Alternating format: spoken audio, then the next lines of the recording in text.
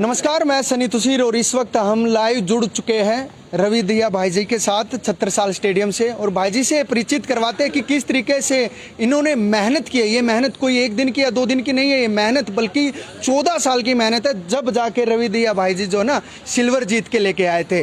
तो सबसे पहले भाई जी आपको बड़ी बड़ी शुभकामनाएं। बहुत बहुत धन्यवाद जी। बहुत भाई जी कब से आपने शुरुआत की, कैसे किससे इम्प्रेशन हुए आप? देखो जी, मैं 2007 में दिल्ली आ गया था। पहले गांव में शुरुआत करी, जो हमारे गुरु जी हंसराज पहलवान जी, तो उनके पास से शुरुआत हुई। और वो ना पहले यही के स्टूडेंट थे, तो उन्होंने ही शुरुआत करवाई। तो उसके बाद उन्होंने खुद ही मेरे को यहाँ पे छोड़ दिया कि आप यहाँ रेसलिंग करो, क्योंकि यहाँ पे बहुत मतलब क्रेज है, काफ़ी अच्छे रेसलर, तो उनको देखेंगे तो आगे बढ़ेंगे।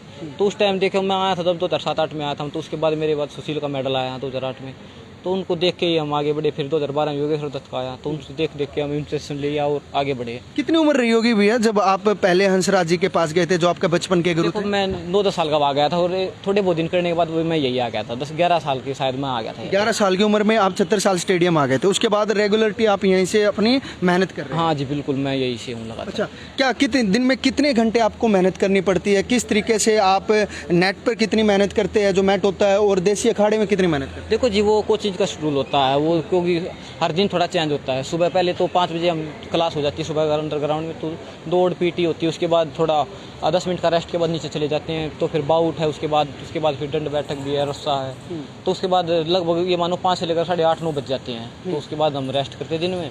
शाम को फिर 5 बजे हमारी क्लास हो जाती है, 5 से लेकर 7:30-8 बजे तक फिर।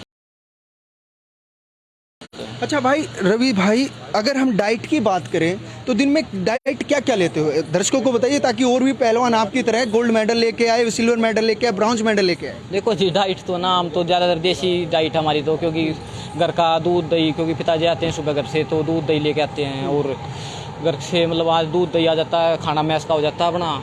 और जो मतलब जो चीज़ हमारी, जो सप्लीमेंट भी थोड़ा बहुत लेते हैं, जो लेते हैं मतलब मैन ज़्यादा उस पर होता नहीं है। मैन तो देसी खाना ही हमारा। जो प्रोटीन होती है या सप्लीमेंट होते हैं उनका भी थोड़ा बहुत यूज करते हो? बिल्कुल जी। देखो अब उस चीज़ को कई बार भी ज़रूरत होती है, क्योंकि हम कई बार बाहर चले जाते हैं। क्योंकि अभी मैं 2-3 महीने बाहर था, अभी पोलैंड था, उसके बाद रशिया था, रशिया सीधा मैं टोक्यो आ गया था।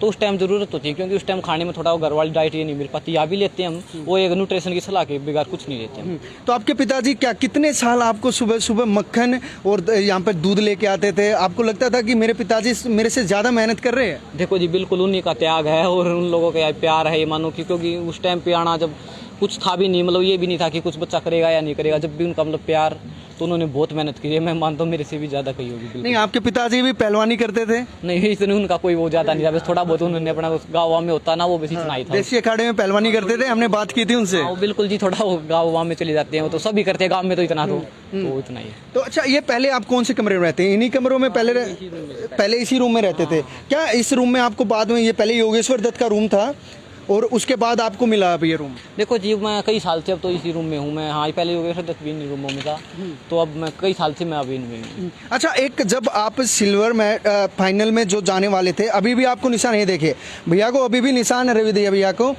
जब आपको एक काटा गया था यहाँ पर, तो क्या आपने एक बार भी उसको रेफरी को बोला नहीं कि इसने मेरे को काटा है? क्या जुनून? देखो जी, उस टाइम नहीं होता हो, क्योंकि वो रेफरी को बोल रहे हैं अपना काम करें, तो वही था बस, पहले अपना काम करना, उसके बाद जो होगा वो बाद की बात है। आप पता है आप जुनून बन चुके हो? जी देखो जरूर है।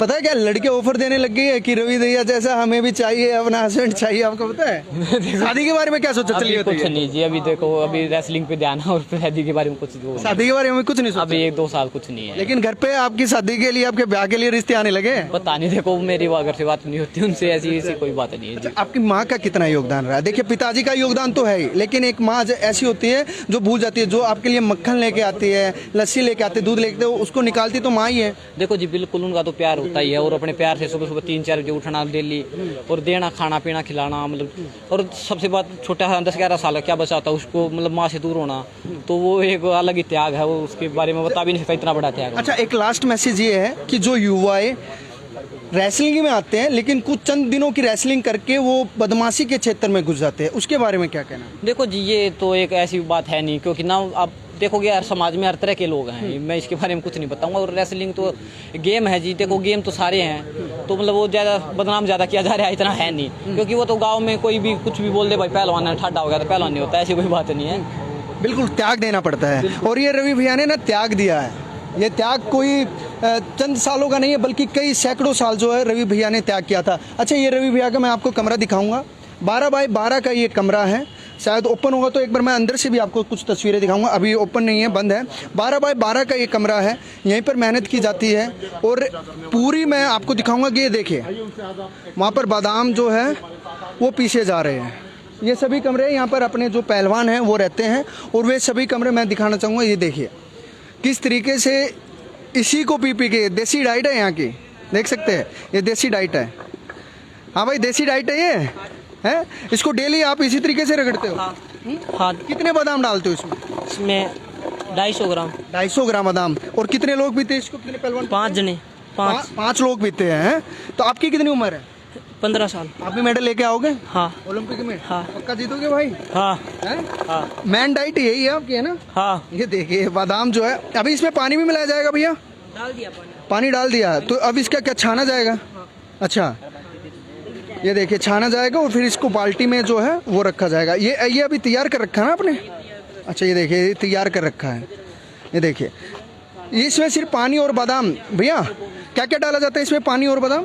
ठंडाई डालते हैं पहले, फिर बादाम, फिर पानी और तो फिर डेली रूटीन होती है, सुबह शाम डेली? हाँ, दोनों टाइम। दोनों टाइम है, सुबह शाम जो है वो डेली इनको पिया जाता है। और ये छत्रसाल स्टेडियम है, यहीं पर देखिए एक नॉर्मल ज़िंदगी जिसको बोलते हैं नॉर्मल लाइफ, वो नॉर्मल लाइफ जो है वो यहाँ पर पहलवान जीते हैं। और दिन रात मेहनत करते हैं, दिन रात मेहनत करने के बाद ही कहीं जाकर ओलंपिक में मेडल आता है, विश्व चैंपियन बनते हैं। रवि भैया भी विश्व चैंपियन बने हैं। और इसी तरीके से लोग जो है बोल देते हैं कि ऐसे ही मेडल आ जाते हैं, लेकिन ऐसे मेडल नहीं आते हैं, उनके लिए त्याग करना पड़ता है। और वो त्याग जो है वो रवि भाई ने किया है और यहाँ के तमाम वे पहलवान कर रहे हैं जो दिन रात मेहनत करते हैं और देश के लिए गोल्ड जीत कर आते हैं। तो अभी हमने रवि भैया जी से बात करी है, उनसे जाना भी है और बातचीत करके, और उन्होंने भरोसा भी दिया कि अगली बार गोल्ड जी लेकर आएंगे वो। देखते रहिए सोनू के साथ, मैं सनी तुषार, दिल्ली समाचार।